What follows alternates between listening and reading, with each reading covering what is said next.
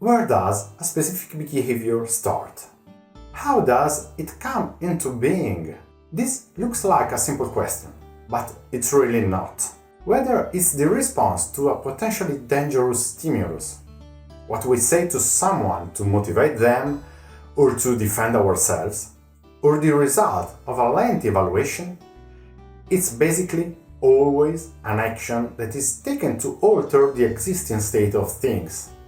This often coincides with solving a problem and/or adding value. As we know, however, this process is not always so straightforward. The roots and the processes that follow on from each other are often very tortuous and not entirely conscious.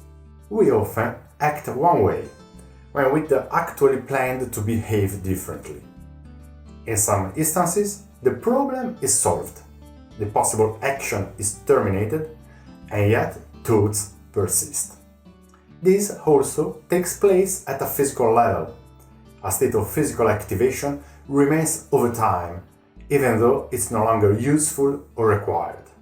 It's easy to identify this phenomenon regarding traumatic events, but it also takes place in many daily situations.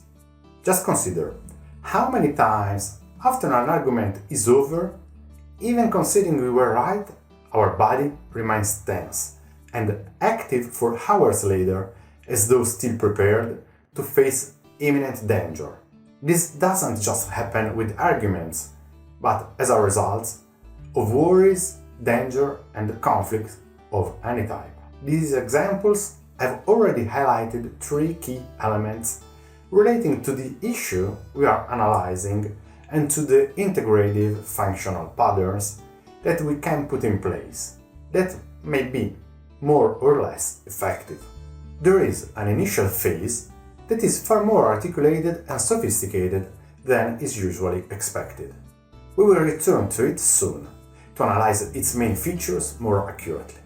There is also a final phase in which various systems and processes should terminate to return to their physiological state or, if possible, to an added value state.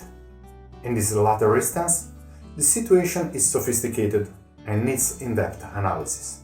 Please note that this is one of the critical stages in our system, one where there is direct contact between behavior and self-image, between efficiency and psychosomatic cost.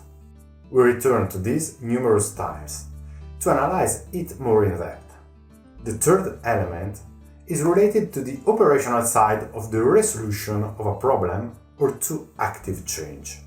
Most people that come to me in private practice are very focused on this latter idea. They ask for a practical solution, but there's often a paradox to this request, as the solution needs to be practical but also magical. Often people are looking for a single action to focus on, or a key sentence to solve things. What should I say to calm them down or to motivate them are typical requests.